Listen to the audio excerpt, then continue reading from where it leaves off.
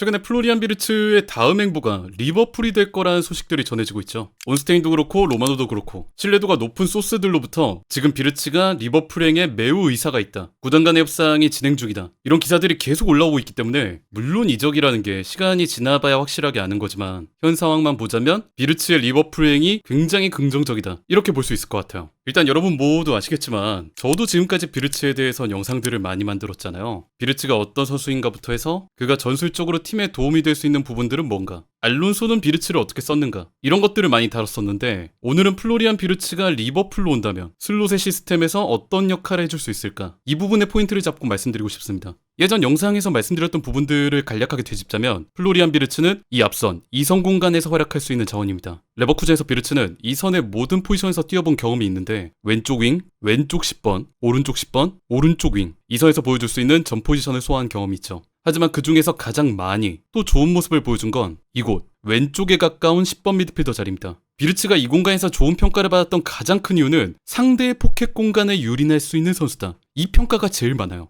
상대가 이런 식으로 두 줄 수비를 섰을 때 우리가 볼을 투입하면 가장 위협적으로 공격할 수 있는 공간, 이 미드필더 라인과 최종 수비 라인 사이, 비르츠는 이 포켓 공간에서 볼을 잡고 돌아설 수 있는 선수다. 이 평가를 우리가 좀 쉽게 이해하려면 포켓 공간이 왜 위협적인지를 알면 좋은데, 현대 축구에서 보편화된 수비 전술 4-4-2 두 줄 수비, 이거를 흔들 수 있는 방법 중 하나이기 때문에 그래요. 예를 들어 비르츠가 이렇게 포켓 공간에서 후방 전진 패스를 받아서 돌아서게 되면 앞쪽 라인과 뒤쪽 라인 사이, 즉 누가 수비로 붙어야 하는지 굉장히 애매한 공간에서 볼을 잡는 것이기 때문에 순간적으로 상대 수비 진영 자체가 흔들리게 되죠. 그렇기 때문에 이 포켓 공간은 포워드들이나 좋은 공격형 미드필더들이 위치할 때 좋은 효율을 낼 수 있는 공간이고, 중앙 채널과 양쪽 외부 채널 사이, 이 하프 스페이스와 함께 현대 축구의 필드 공간에서 가장 위협적인 공간으로 불립니다. 비르츠가 포켓에서 공간 창출 능력이 좋다고 평가받고 심지어 새로운 공간 연주자라는 평가를 받는 이유는 상대의 라인들 사이에서 끊임없이 볼을 받기 위해 움직여서 그래요. 예전에 제가 다른 영상에서 보여드렸던 예시를 참고하시면 좋을 듯한데, 비르츠는 이렇게 위에서 아래로 내려오는 움직임으로 포켓에서 볼을 받기도 하고, 아니면 이렇게 좌우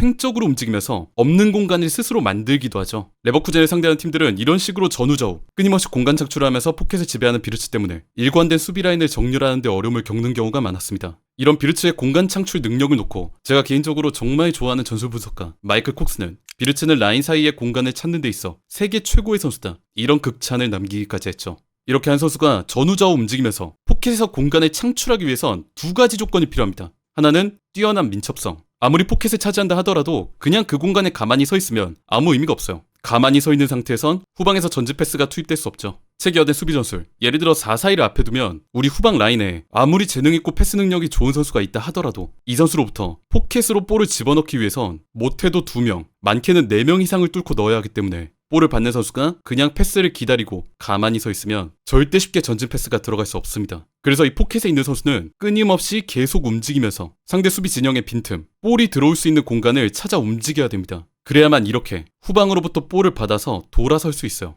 또 볼이 들어온 이후에도 위협적인 포켓 공간에서 볼을 잡은 선수를 상대 선수들이 가만히 놔둘 리도 없습니다. 금방 2명 이상의 선수들이 달라붙어서 이 볼을 어떻게든 탈취하려 할 거예요. 여기서 이 선수가 민첩하게 다음 선택을 빠르게 가져갈 수 있느냐, 이 부분도 굉장히 중요합니다. 이 볼을 받기 전에 받으면 어떻게 움직일지를 미리 생각하고 있었는가. 비르츠 같은 경우엔 이 민첩성을 장착하고 있어요. 끊임없이 피치 위를 뛰어다니면서 자기한테 그냥 볼이 들어오기를 기다리는 게 아니라 본인이 직접 패스 루트를 열어주기 위해 이곳저곳을 움직이고, 또 이 볼을 받은 뒤에도 애매하게 볼을 끌지 않죠. 레버쿠젠 경기를 보시면 정말 많이 나오는 장면 중에 하나가 포켓에서 볼을 받은 비르츠가 돌아선 후 물론 드리블을 치거나 잠깐 볼을 잡아두는 경우도 있지만 팀이 공격 템포를 살려야 하는 타이밍엔 빠르게 다른 공간으로 침투하는 동료에게 패스를 찔러주는 이런 좋은 플레이들이 많이 보여요. 포켓에서 볼을 받아주기 위해서 계속 움직이고 볼을 받은 뒤에도 빠른 선택을 내릴 수 있는 민첩성이죠. 그리고 두 번째 조건, 높은 공간 이해도입니다. 저도 그렇고 여러분도 그렇고 이 전술판 같은 높은 시야로 필드 위를 내려다 보니까 어떤 공간이 빈다, 어느 쪽에 공간이 열린다, 이렇게 얘기할 수 있지만 정작 피치 위를 뛰는 선수들 본인은 경기 중에 이런 식으로 필드를 보지 못하잖아요. 근데 비르츠 같은 경우엔 아까 말씀드린 민첩성을 활용해서 어떻게든 공간에 찾아 들어가는 움직임을 많이 보여줘요. 예전 영상들에서 보여드렸던 비르츠의 공간 창출에 대한 모든 예시들, 위에서 아래로 떨어지는 움직임이라든지 이 모든 것들은 필드의 어느 공간이 지금 비어있다, 이걸 계속 주위를 보면서 확인하고 때로는 거의 본능에 가깝게 인식하고 있다는 증거죠.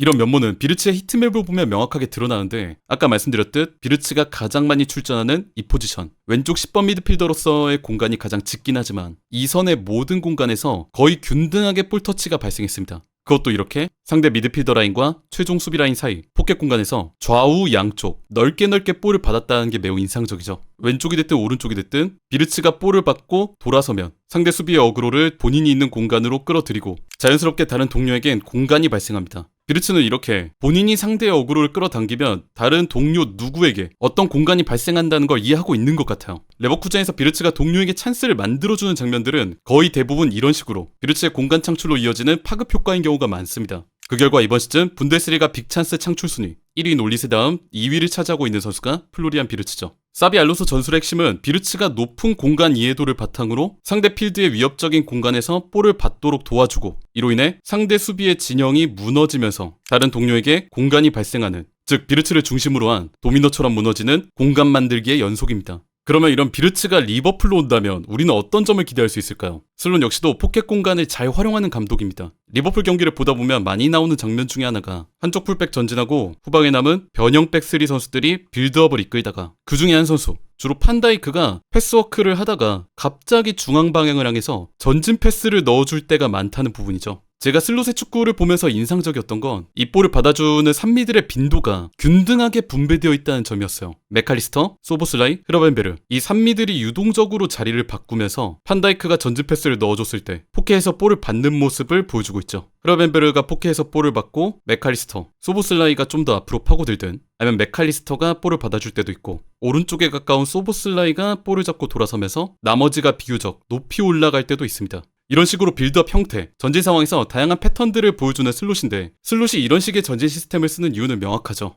우리의 산미들 중에서 어떤 선수가 볼을 잡고 돌아설지 상대가 예측할 수 없게 만들겠다. 슬롯의 이런 유동적인 전진 시스템은 다른 팀들 중에서 전진 때 3일 빌드업, 실질적인 원볼란테 시스템으로 운영하는 팀들이 중앙이 틀어막혀서 측면으로만 전진하는 그런 케이스와는 많이 대조됩니다. 그래서 중앙 3미들 쪽으로 판다이크가 전진 패스를 투입하면 상대는 중앙 밀집형으로 수비가 강제되고 이때는 또 측면에 벌린 살라나 학포에게 공간이 발생하게 되죠. 이 3미들의 비르츠가 추가될 경우 리버풀엔 이미 비르츠가 위력적으로 활동할 수 있는 판이 깔려 있습니다. 예를 들어 보겠습니다. 대개의 경우 리버풀은 아래 흐러벤베르, 왼쪽 맥칼리스터, 오른쪽 소보슬라이가 배치되죠. 일단 비르츠가 이 선 모든 공간에서 활동할 수 있긴 하지만 오늘은 여기서 좀 더 공격적인 롤을 맡는 소보슬라이를 대체해서 들어간다고 가정해 보겠습니다. 이 공간에 비르츠가 배치될 경우 있는 공간은 오른쪽에 가까운 하프스페이스지만 이 선수가 레버쿠젠에서 보여준 플레이 특성상 자유롭게 좌우로 오갈 가능성이 높습니다. 비르츠의 이 플레이를 통해서 슬롯은 좌우 양쪽 어느 채널에 과부하를 걸 것인가 이거를 능동적으로 결정할 수 있어요. 만약에 왼쪽 채널에 과부하를 걸고 싶다 그러면 오른쪽에 있는 비르츠를 맥칼리스터가 있는 왼쪽 채널에 가담시켜서 해당 공간에 과부하를 걸고 반대쪽 살라를 아이솔레이션 시킬 수 있습니다. 만약 상대가 이 과부하 공간 왼쪽 채널로 끌려 나오면 뒤에 있는 판다이크를 거쳐서 오른쪽 넓은 공간을 차지한 살라에게 볼을 전환해 줄 수 있죠.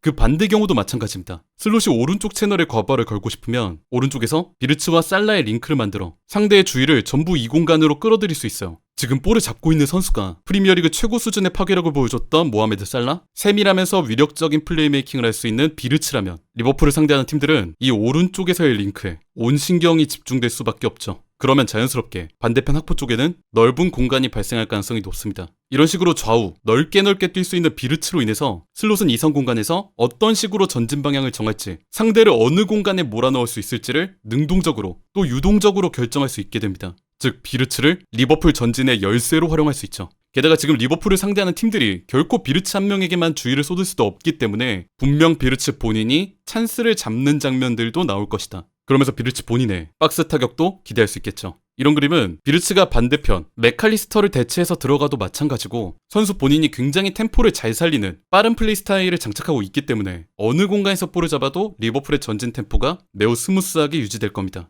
안 그래도 지금 전진성이 좋다고 평가받는 슬롯의 리버풀인데 그 시스템에 비르츠까지 추가된다? 물론 이적이라는 게 당연히 까봐야 아는 거지만은 저 개인적으로는 실패할 거라는 생각이 전혀 들지가 않습니다. 왜냐하면 슬롯의 시스템 자체가 현대 축구의 여러 요소들, 예를 들어 후방 빌더, 꾸준한 전진성, 하프스페이스 활용, 양쪽 윙들의 파기적인 플레이, 이런 것들을 뭐 하나 모자람 없이 전부 수월하게 활용하는 시스템이기 때문에 비르치 역시도 슬롯의 시스템에 큰 무리 없이 적응할 수 있을 거라 생각해요. 이번 시즌 프리미어리그 우승팀 리버풀이 정말 놀라운 이적을 추진 중인데 과연 비르치가 추가된 슬롯의 리버풀이 얼마나 더 강력해질지 한번 기대를 하면서 지켜보겠습니다.